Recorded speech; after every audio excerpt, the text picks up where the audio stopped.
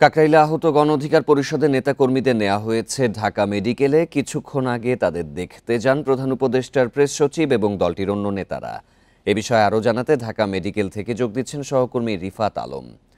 রিফাত, এখানে গণ অধিকার পরিষদের ঠিক কতজন নেতাকর্মী বর্তমানে ভর্তি রয়েছেন? তাদের শারীরিক অবস্থার সর্বশেষ কি তথ্য আছে?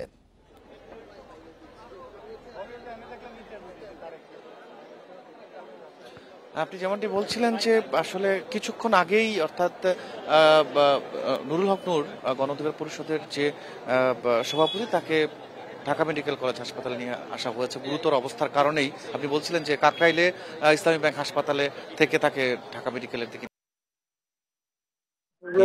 যে এই নুরুল হক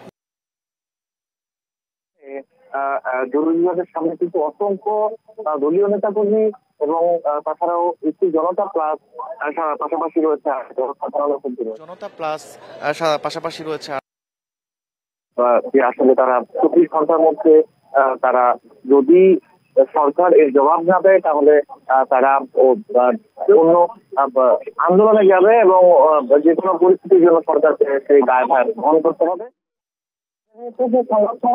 কিছুক্ষণ আগে দলটির সাধারণ সম্পাদক রাশেদ খান তিনি জানিয়েছেন সচিবালয় পুলিশ থেকে সর্বোচ্চ আসলে যারা ফ্যাসিবাদের যে দোষররা রয়েছে তারা কিন্তু এখনো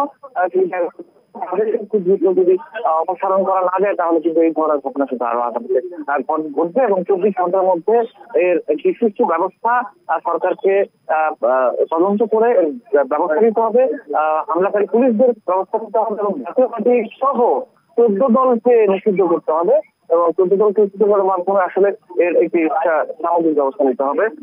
তা যদি না হয় আসলে তারা কিন্তু আগামীকাল দুপুর 12টা থেকে কিন্তু সারা দেশের বিভিন্ন জেলা উপজেলায় কিন্তু তারা একটি কর্মসূচি রেখেছেন।